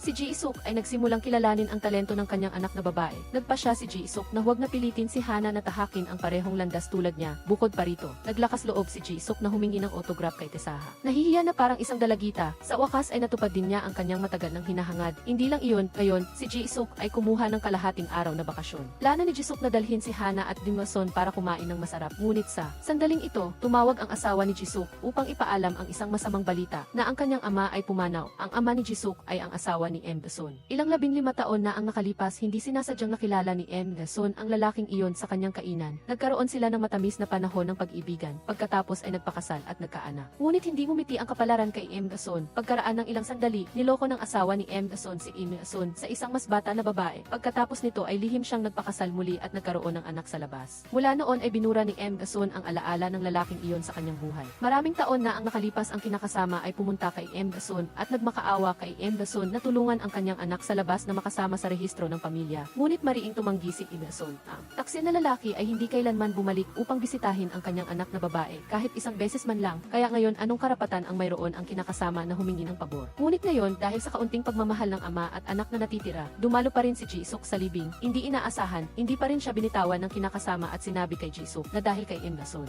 Dahil kay Dasun ay wala silang formal na titulo bilang mag-ina. Hindi sumagot si Jisuk. Sa sandaling ito pumasok si Dasun. Hindi siya nagsalita, agad niyang sinampal ang kinakasama. Hayagan niyang sinabi na nandito siya sa ngalan ni Dasun upang ibalik ang lahat ng sakit na tiniis niya sa loob ng maraming taon sa ilalim ng proteksyon ng kanyang ina. Tahimik na pumasok si Jisuk upang magpaalam sa kanyang ama sa huling pagkakataon. Ngunit pag-uwi, si Jisuk ay naging seryoso at malamig. Tinanong ni Jisoo si Dasun kung bakit siya nakikialam sa kanyang pamilya. Malungkot na tahimik na pumunta si Dasun sa katabing bahay upang hanapin si Gapyon. Nadama niyang masyadong kaawa-awa ang kanyang anak na babae. Hindi nagsalita si Gapyon, tahimik lang niyang yakap ang babae. Si Dasun ay nasa luha sa kanyang bisig. Iyon ang pinakamahusay na aliw na maaari niyang ibigay. Si Dasun ay naengganyo ni Gapyon, kaya umuwi siya at kumuha ng alak upang makipag-inuman kay Jisoo dahil lasing na si Jisoo. Sa kanyang pagkalito, itinuring niya si Emily bilang kanyang ina at hindi niya alam na ang nakaupo sa harap niya ay ang kanyang ina. Inihayag ni Jisoo ang lahat ng kanyang damdamin. Sinisisi ang kanyang ina sa pagiging masyadong malupit dahil hindi niya pinayagan siyang makita ang kanyang ama, ngunit sa parehong oras, naintindihan din niya na ginawa ito ng kanyang ina para hindi siya masaktan. Lahat ng sakit at kawalan ni Jisoo ay dinala ni Dasun. Ang mga salita ng kanyang anak na babae ay lalong nagpahirap kay Dasun. Marahil noong taong iyon, hindi niya dapat hinayaan na mawalan si Jisoo ng pagmamahal ng kanyang ama.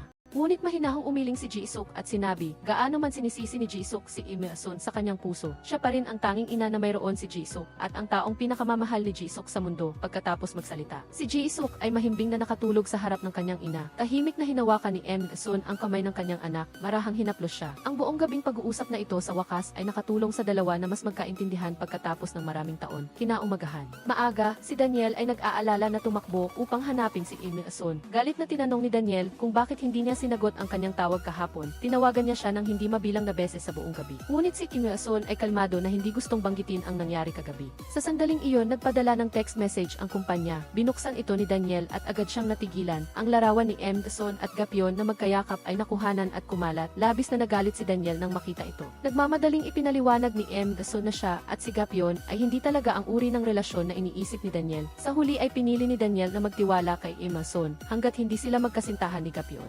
Maaari niya itong tanggapin. Sa araw na iyon, nagdaos ang kumpanya ng isang emergency meeting. Sinamantala ni Jun Sim ang pagkakataong ito upang paalisin si Dasun sa grupo. Ngunit mariing ipinagtanggol ni Daniel si Dasun. Hindi rin siya nag-atubiling ibunyag ang kanyang damdamin.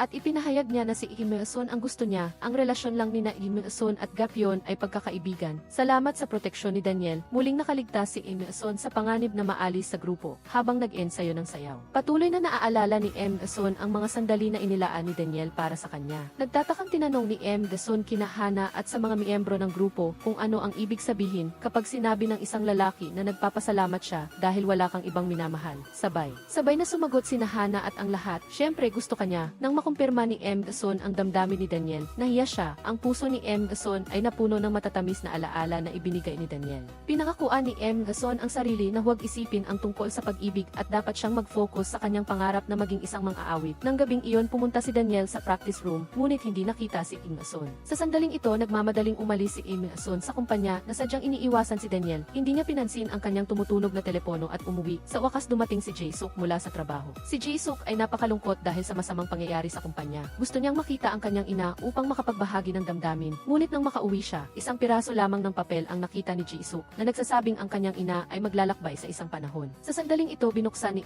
Dasun ang kanyang telepono. Nakita niya ang isang text message mula sa kanyang kapatid na babae na nagsasabing bibisitahin niya ang libingan ng kanyang ama, ngunit sa katunayan. Ngayon ang taxi driver na may kakayahang bumalik sa oras ay pumunta upang hanapin ang kapatid ni M. Dason. Sinabi niya na nilabag ng kapatid ni M. Dason ang mga patakaran, kaya dapat siyang sumama sa kanya nang sumakay sa kotse. Nagpasya ang kapatid ni M. Dason na bisitahin ang libingan ng kanyang ama, marahil ito na ang huling hinto bago tuluyang mawala ang kanyang pagkatao. Sa katabing rest house, pumunta si Daniel upang hanapin si Gabriel. Ipinakita niya ang larawan ni Gabriel na yumayakap kay Emily. Hiniling ni Daniel kay Gabriel na huwag na siyang lumapit kay M. Dason dahil ngayon si Gabriel ay isa na ring idolo, ngunit hindi inalala ni Gabriel ang kanyang karera sa harap ng media. Handa siyang akuin ang lahat ng responsibilidad. Bukod pa rito, iginiit ni Gapyon na hindi niya naiintindihan si M. Dason tulad niya. Ang kalahati ng buhay ni Gapyon ay ginugol niya sa pagtingin kay M. Dason. Sumagot si Daniel na sinundan ni Gapyon si M. Dason sa loob ng maraming taon, ngunit sa huli ay hindi pa rin niya nakuha ang pagmamahal nito. Nagpapatunay na wala silang tadhana. Nang gabing iyon lumabas si M. Dason ng bahay at nakita niya na si Daniel ay naghintay sa kanya buong gabi. Hindi niya binigyan ng pagkakataon si M. Dason na tumutol. Hinila niya ito papasok sa kotse. Ang kanyang boses ay kalmado ngunit matatag. Ano man ang mangyari, hindi niya hahayaang mag-alala ito. Maghihintay si Daniel sa kanya hanggat may parehong iniisip si M. Dason sa kanya. Pagkatapos magsalita,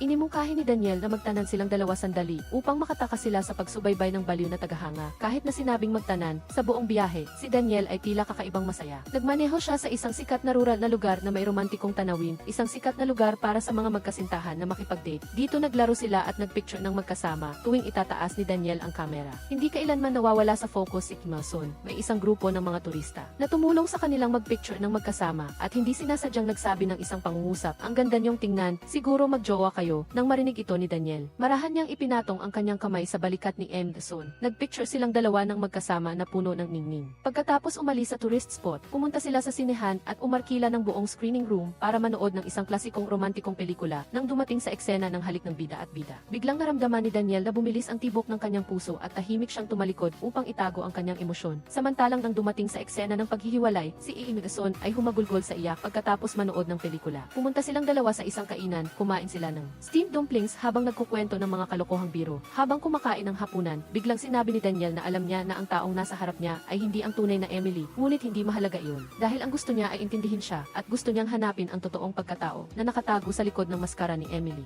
Pagkatapos kumain, nagkasama silang dalawa sa pagtingin sa dagat. Nagpatuloy si Daniel sa pagbabahagi ng kanyang mga iniisip at umaasa siyang mabuhay si M. Dason bilang sarili niya kapag kasama siya. Hindi kailangang maging pilit o itago ni M. Dason ang anuman. Nais ni Daniel na gawin ni M. Dason ang talagang gusto niya at huwag hayaang lumipas ang buhay sa pagsisisi. Samantala, nakipag-ugnayan ang baliw na tagahanga ni Daniel kay Junsim. Sa katunayan siya ang lihim na kumuha ng larawan ni Nadine Son at Gapyon noon. Ang layunin ng baliw na tagahanga ay alisin si M. Dason sa buhay ni Daniel. Sinundan niya si Daniel at nakakuha ng larawan ni Daniel at Dason na magkasamang pumasok sa isang hotel. Agad niyang ipinadala ang mga larawang iyon kay Junsim. Narito ang salin sa Tagalog at binantaan niya si Junsim na ipapakalat niyang nilalandi ni Mison si Daniel kaya't napasubo si Junsim. Kasabay nito, umingay ang social media sa mga larawan ni Daniel at Emily na magkasama at malapit sa isa't isa. Kumalat ang chismis kaya't nagpatawag ng emergency press conference ang kumpanya. Nang makabalik si Daniel, ang baliw na tagahanga na nakatayo sa labas ay palihim na nagalak dahil inakala niyang nagtagumpay siya. Ngunit hindi niya inaasahan na hindi umiwas si Daniel sa issue. Sa press conference, direktang ibinunyag ni Daniel na ang taong nagplano ng masamang ito ay ang baliw na tagahanga na matagal nang sumusubaybay sa kanya. Ipinakita ni Daniel ang video bilang ebidensya na nagpapatunay sa relasyon nila ni Emily. Sa video, bukod kina Daniel at Emily, ay mayroon ding ibang miyembro ng girl group kasama ang mga guro ng kumpanya. Ang katotohanan ay hindi lang sila ang nasa hotel, ngunit ang buong outing ay dinaluhan ng girl group. Ito ang plano na matagal nang inihanda ni Daniel upang maiwasan ang media na baguhin ang katotohanan. Gusto niyang gamitin ang konkretong ebidensya upang protektahan si Muson mula sa karagdagang nakakapinsalang chismis. Higit pa rito, kahapon din ang araw ng opisyal na debut ng girl group. Inanyayahan sila ng mga guro sa hotel upang magdaos ng isang maliit na party upang ipagdiwang. Ito ay isang espesyal na araw para sa mga babaeng nagsikap magsanay sa loob ng mahabang panahon. Ngunit ang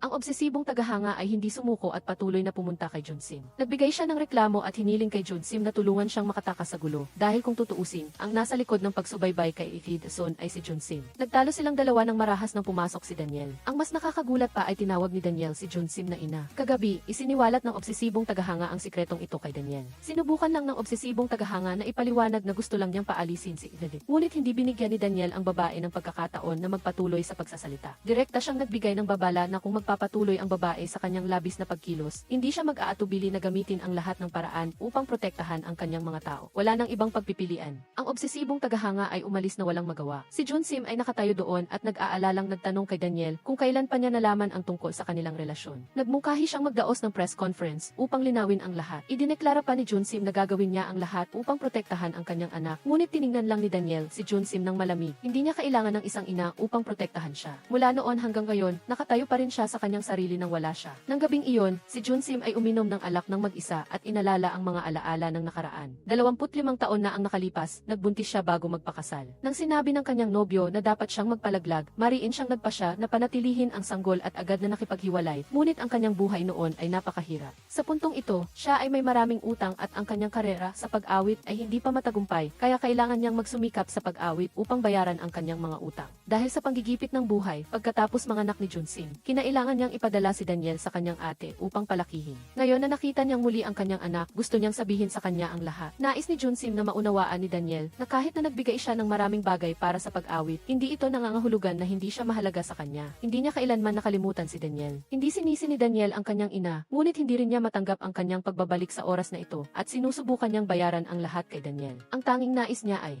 sa puntong ito ay magkaroon sila ng respeto at suporta sa isa't isa. Matapos makita ang kanyang ina, ang mga mata ni Daniel ay nagpakita ng kalungkutan. Nakita ni Lee Dasun ang lahat. Hindi siya nagtanong ng dahilan kundi tahimik na lumapit at niyakap siya. Sa mga bisig ni Lee Dasun, binigyan niya si Daniel ang tahimik na pag-aliw. Bago umuwi, mahinang hinawakan ni Lee Dasun ang kanyang kamay at hinikayat siya. Nang gabing iyon, nang silang dalawa lang ang magkasama, unang nagkwento si Lee Dasun tungkol sa kanyang pamilya. Sa tahimik na kapaligiran na iyon, unti-unting nagbukas ng loob si Daniel. Nagkwento siya tungkol sa kalungkutan at madilim na bahagi na hindi pa niya naibahagi kanino man noon. Habang nagbubukas ng loob ang dalawa, isinuot ni Daniel ang jacket kay Lee Dasun at idinampi naman ng babae ang kanyang kamay sa pisngi ng lalaki na nagbibigay sa kanya ng kaunting init. Sa sandaling iyon, hindi napigilan ni Daniel ang kanyang emosyon at biglang hinalikan si Lee Dasun. Hindi pa handa si Lee Dasun, ngunit nang yumuko si Daniel sa pangalawang pagkakataon, hindi na umiwas si Lee Dasun. Kinabukasan, nagsasanay ang girl group para sa kanilang performance. Dumating si Daniel upang manood, ngunit mula simula hanggang katapusan, ang kanyang mga mata ay nanatili lamang kay Lee Dasun. Hindi rin maiwasan ni Lee Dasun na magsalubong ang kanilang mga mata ng maraming beses. Sa huli, mahinang pinaalalahanan siya ng kanyang kasamahan na magpigil ng kaunti. Ang sobrang atensyon ni Daniel ay naging napakalinaw ng lahat. Samantala, hindi pa rin sumusuko si Gapyong. Ang anak na lalaki ay hindi nakilala ang kanyang ama na bumata, ngunit malinaw niyang napansin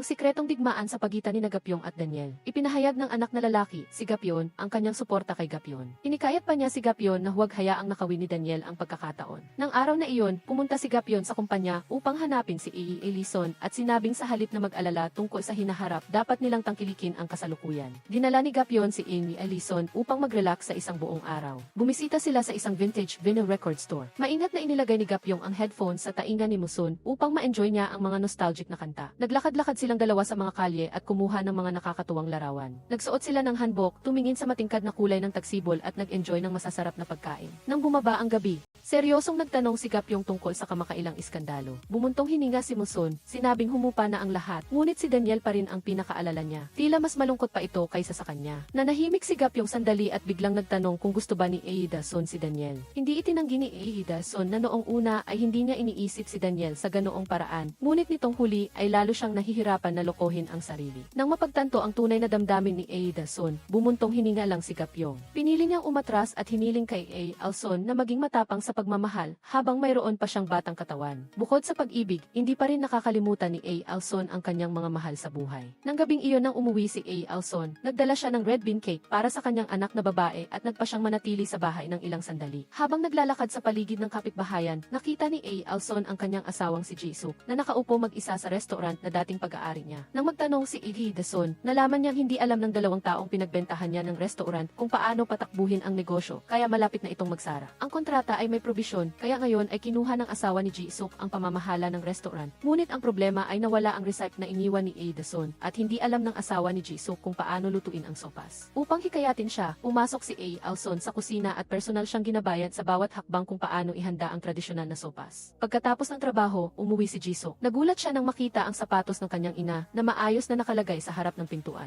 Naalala ni Ji-suk noong umuwi siya ng hating gabi at laging naghihintay si Ae-sun upang pagalitan siya dahil sa labis na trabaho at pinaalalahanan din siya na pangalagaan ang kanyang kalusugan. Ngayon, naghanda ang asawa ni Ji-suk ng isang mainit na sopas. Kumuha ng kutsara si Ji-suk at tinikman ito at nagulat siya dahil ito ang lasa ng kanyang ina. Kagabi, nang pumasok si Ji-suk sa silid ni Emily, napansin niya na ang damit ng dalaga ay may pamilyar na amoy ng kanyang ina. Ngayon, nang marinig niya ang kanyang asawa na nagsabi na ang recipe ay itinuro ni Emily, isang pagdududa ang nagsimulang mabuo sa puso ni Ji-suk. Kasabay nito, si Emily. Nadama ni Son na unti-unting nawawala ng lakas ang kanyang mga binti, ngunit hindi niya ito pinansin. Hindi alam ni Son na malapit doon, nagmamasid ang misteryosong driver ng taxi. Tumawa siya ng malakas at bumulong sa sarili na ang buhay ay isang siklo at ang pinakamatingkad na bulaklak din ang unang kumukupas. Kinabukasan, nang paalalahanan siya ni Hana, napansin ni Alson na matagal na siyang hindi dinadatnan ng kanyang regla. Dali-dali si Alson na pumasok sa banyo at tumingin sa kanyang braso. Lumabas na ang mga batik-batik na balat na tipikal ng katandaan. Hindi sinasadyang nakita ito ng tagalinis ng kumpanya at napabuntong hininga, sinabing si Emily ay nagkaroon din ng katulad ng mga sintomas noon. Si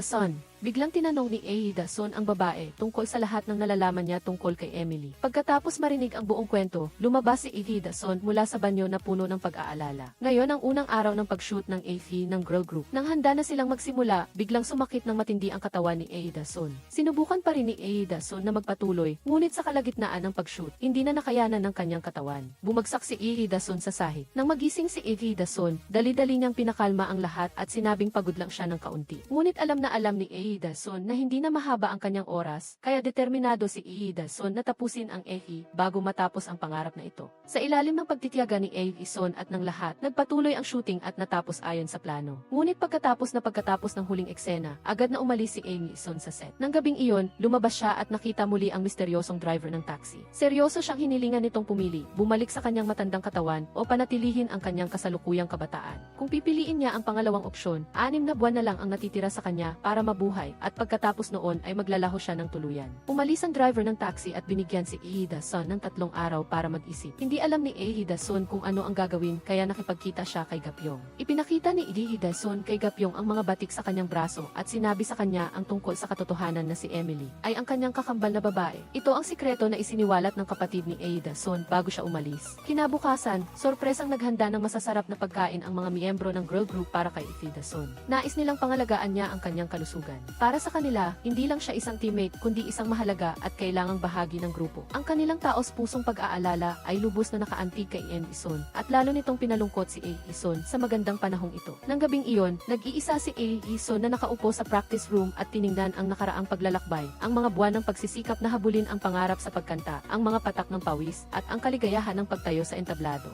Ang lahat ng ito ay nagpahintulot kay Ae-dasun na hindi sumuko. Ngunit kung hindi siya babalik, kailangan niyang iwanan ang kanyang anak na babae. Habang nag-iisip si Ae-dasun, nakatanggap siya ng tawag mula kay Jisoo. Hiniling ni Jisoo na makipagkita kay Ae-dasun upang magtanong tungkol sa kanyang kalusugan. Handa na sa puso ni Ae-dasun ang pinakamasamang mangyayari. Mahinahong sinabi ni Ae-dasun na hindi na kailangang maghintay pa ni Jisoo sa pagbabalik ng kanyang ina. Hindi inaasahang tiningnan ni Jisoo si Ae-dasun ng diretsyo at tiniyak na si Emily ang kanyang ina. Kaya pala, pagkatapos ng lahat ng mga palatandaan kamakailan, nahulaan ni Jisoo na ang 20 taong gulang na babae sa harap niya ay ang kanyang ina. Naiiyak si Jisoo at tiningnan ang kanyang ina ng may pagmamahal. Ang pinakanais niya ay, hindi ang kanyang ina ang bumalik sa kanyang matandang anyo, kundi ang patuloy na mamuhay ng makulay at maganda tulad ng kasalukuyan. Hindi gusto ni Jisoo na muling isakripisyo ni Dasun ang sarili para sa pamilya at magpasa ng labis at tuluyang mawala ang sarili. Ang mga salitang iyon ay parang kutsilyong tumusok sa puso ni Dasun. Nang gabing iyon, tahimik siyang umupo sa vocal practice room. Ngayon ang unang pagkakataon na kusang lumapit si Junsim.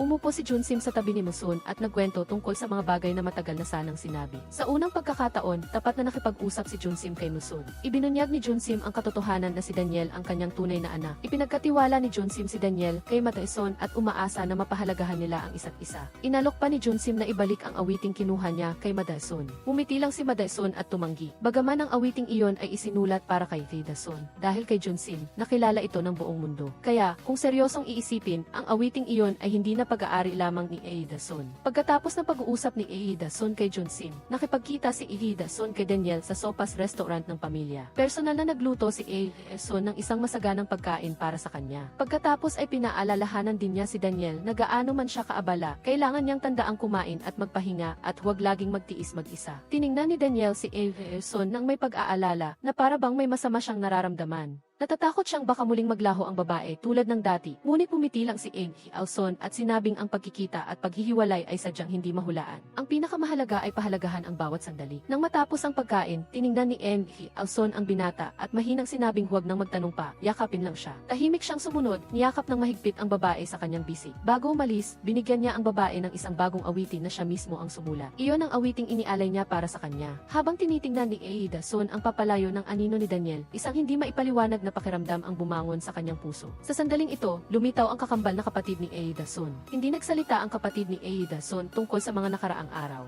Hindi rin siya nagtanong tungkol sa mangyayari, kundi hinawakan lamang ng mahigpit ang kamay ni Madaison. Pagkatapos, mahinahong sinabi ng kapatid ni Madaison na anuman ang desisyon ni Madaison, susuportahan niya si Madaison nang walang pasubali. Umiti si Madaison at magkahawak kamay na umuwi ang dalawa. Kinabukasan, sinalubong ng entablado ang unang pagtatanghal ng girl group. Sa dressing room, sinubukan ni Madaison na kumalma. Habang naghahanda si Madaison, dumating si Daniel at binigyan siya ng herbal pill. Tinapik niya ang balikat ng babae at binigyan ng inspirasyon ang lahat ng miyembro. Umaasa siyang makakasilaw sila sa entablado ngayon. Bago magsimula ang pagtatanghal, lumabas din ang misteryosong driver ng taxi. Pinaalalahanan niya si Madaison na malapit nang matapos ang 3 araw ng pag-iisip. Tumango si Madaison at sinabing may desisyon na siya. Sa pagtatanghal na iyon, kasama sa madla si Ji-suk at ang kanyang asawa at dumating din ang kapatid ni Madaison at si Gapyong upang sumuporta. Sa entablado, masayang sinulit ni Musun at ng mga miyembro ng grupo ang kanilang sandali ng pagtatanghal. Ginawa nilang sumikat ang kanilang mga sarili sa pamamagitan ng kanilang mga pangarap at sigasig. Nang matapos ang pagtatanghal, umalingaw ang mainit na palakpakan mula sa mga manonood. Labis na naantig si Musun nang masaksihan ang eksenang iyon. Ito ang pinakamaliwanag na kabataan na naranasan niya, isang kabataan na hindi matutularan. Pagkatapos ng pagtatanghal, kusang inanyayahan ni Madaison sina Ji-suk at ang kanyang asawa na kumain.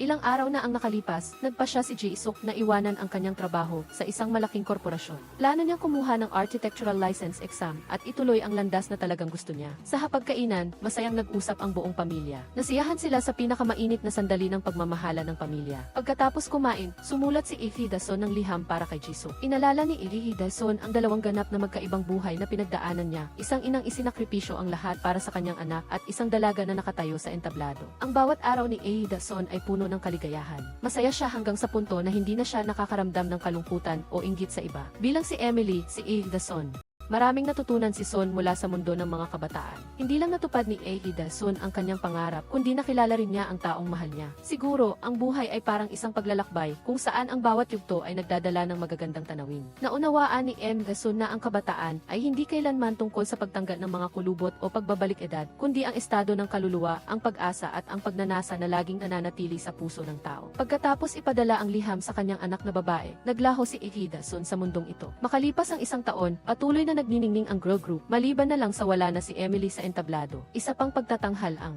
dumating at lubos na naaalala ni Hana si Emily. Bago umalis, pinaalalahanan ni Emily si Hana na kahit wala siya sa tabi nito o kahit wala nang masandalan, kailangan pa rin ni Hana na maniwala sa sarili. Sa ibang lugar, ang manugang ni Madaison kasama ang anak ni Gapyong ay nagtulungan upang pamahalaan ang restaurant ng sopas at kanin. Sa tulong ni Gapyong, muli nilang itinayo ang tindahan at ginawa itong isang sikat at masiglang kainan. Samantala, ang kambal na kapatid ni Madaison ay patuloy na namumuhay sa ilalim ng pagkakakilanlan ng kanyang ate. Ngayon, tanging sina Ji-suk at Gapyong lamang ang nakakaalam ng katotohanan sa bahay na iyon. Hindi nagtagal, nakatanggap si Ji-suk ng magandang balita na ipasa niya ang architectural exam. Kahit wala na si Emily sa tabi niya, dahil sa mga paalala ng babae, nagsimula si Daniel na mamuhay ng maseryoso. Isang araw, pumasok siya sa isang maliit na restaurant. Biglang tumugtog mula sa speaker ang awiting isinulat niya para lang kay Emily. Ang pamilyar na himig ay nagpukaw sa kanya ng napakaraming alaala tungkol sa babae. Walang malay siyang tumingala at sa harap niya ay isang babaeng waiter na kamukhang kamukha ni Emily. Tila may napagtanto siya. Ang waiter ay lumingon at bumiti ng mahina sa kanya. Tulad ng sinabi ni M. Gason, ang pagkikita o paghihiwalay ay mga himala ng buhay. Iyan ang kabuuan ng pelikula. Salamat sa inyong lahat sa panonood. Paalam at magkita tayong muli.